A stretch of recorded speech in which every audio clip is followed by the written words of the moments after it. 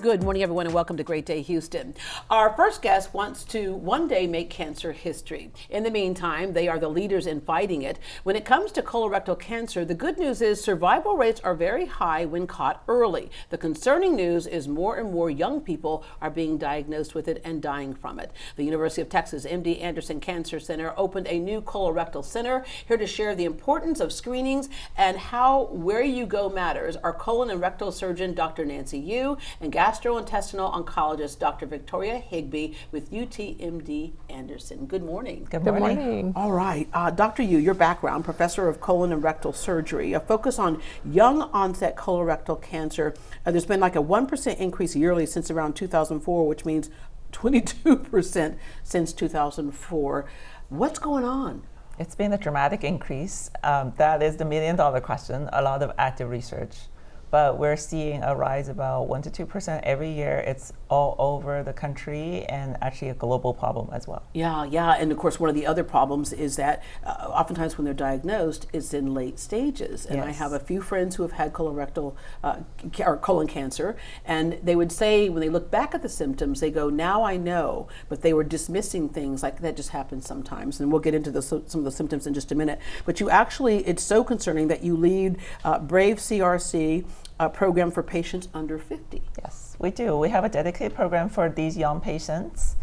We see about 650 new cases every year. They are about a third of all the new cases we see.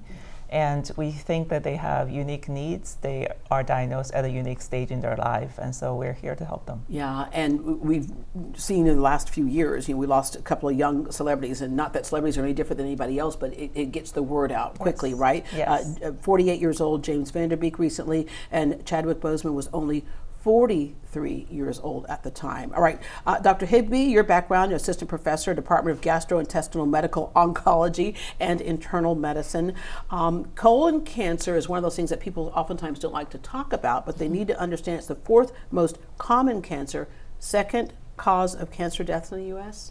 Yes, absolutely. And while the numbers of total colon cancer have fairly stabilized with screening colonoscopies, we're still seeing that number rise in young patients because the age for routine screening is 45. Yeah. So patients that are under that routine screening, like you mentioned, are often presenting at later stages because they're not being screened with a colonoscopy as older Here's population. the good news in this, if you can find the silver lining in this, is that with those screenings, if you get early detection, the chances are very good that the survival rate's very high, right? But the point is we have to do our part and show up for those screenings. So start at what age? I know that changed also after we started seeing more young people.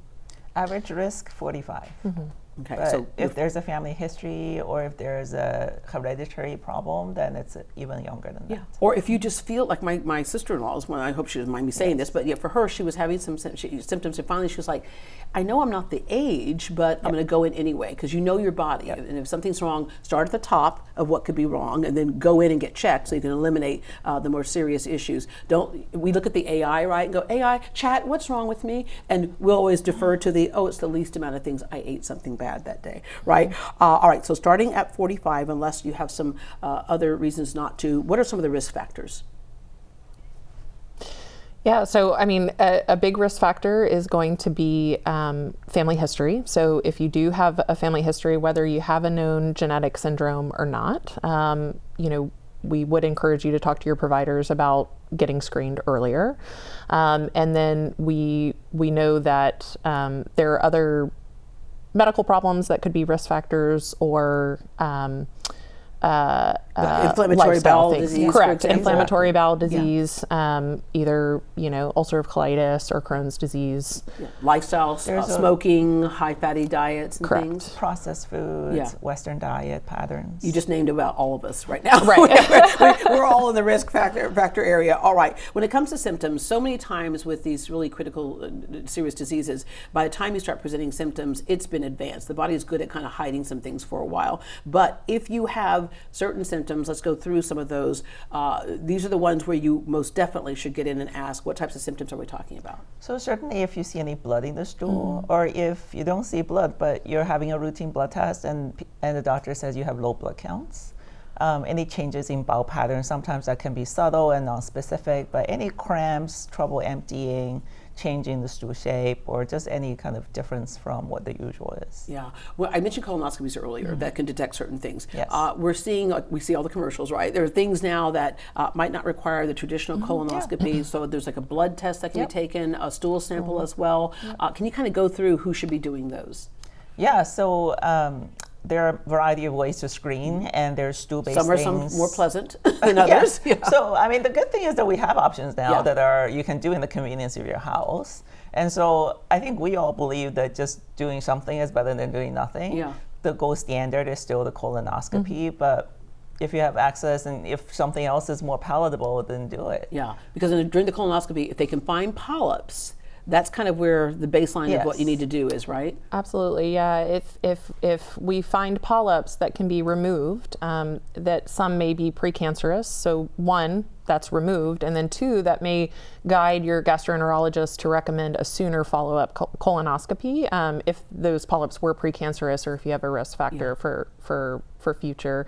And I'll add, the important thing too is if you do these other tests, such as the stool sample, the Cologuard, which is a really popular one.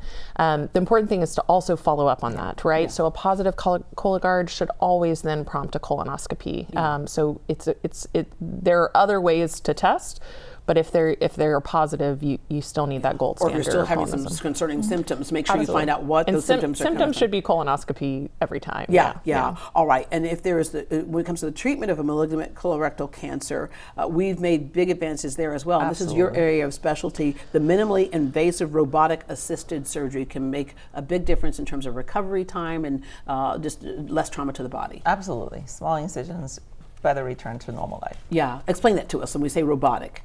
Oh, so basically the surgeon is still there. The surgery is still done by the surgeon, except for we use tools that's a robotic instrumentation. So the surgeon is controlling the instrumentation of the robot. Yeah, and it goes in through a smaller space because typically a couple of small incisions. Yeah, because before it would be.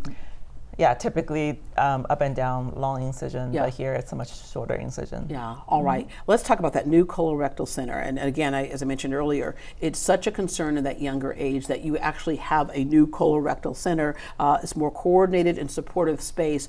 Explain what you mean by that, because I've taken several friends down to MD Anderson for treatment, and when you drive up, you go, whoa. Right? It's huge, but you only have to deal with your part of it. And when you deal with your part of it, immediately when you walk in, you know that most people in that area know a part of your story, right? Yes. Yeah. So absolutely. So creating this dedicated center is really about elevating the patient experience. Speaks to many of the things you just mentioned. What it does. So treating colorectal cancer is such a team sport now. Surgeons work with medical oncologists, with radiation oncologists, and so having a dedicated space allows the different specialties to coalesce, and so we can really literally walk down the hall and speak to one of our colleagues and come up with a plan that's very personalized and patient-centric. Yeah, because that's the thing. A lot of y'all are very specialized, but you put all those specialties together, you get the whole tapestry of what needs to be done. What is that like for you as a doctor to be able to do that? Yeah, of course. I mean, our goal for every patient is to provide not only excellent care, but as Dr. Yu said, personalized care, right? Especially when we think about these young patients who may have more specific needs than patients diagnosed later in life. We want that to be a very personalized, comprehensive care plan that's thinking about not only their cancer treatment, but also those supportive measures. And the center really brings that together. Not only have we tried to create a space where young patients may need to take work calls before clinic or, need to stay. Life goes on, yeah. Life goes on. And so we wanted the space to really feel accommodating to their day-to-day reality. But then we also have all of those resources and teams in one place so that we're providing the most comprehensive care possible. And even a unique emphasis on the art environment as well. So we think art is such a critical part of healing. And so the center actually features a site-specific installation by a Houston local artist.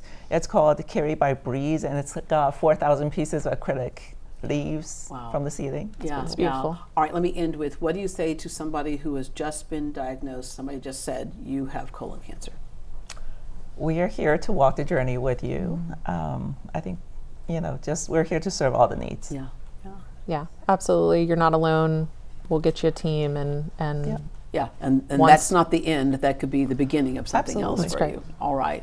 As mentioned, UTMD Anderson opened its new colorectal center to provide specialized care in a healing environment. The center is designed to enhance patient experience and combine subspecialty colorectal cancer care in one dedicated location within the Texas Medical Center. To learn more or to schedule an appointment, visit mdanderson.org, mdanderson.org.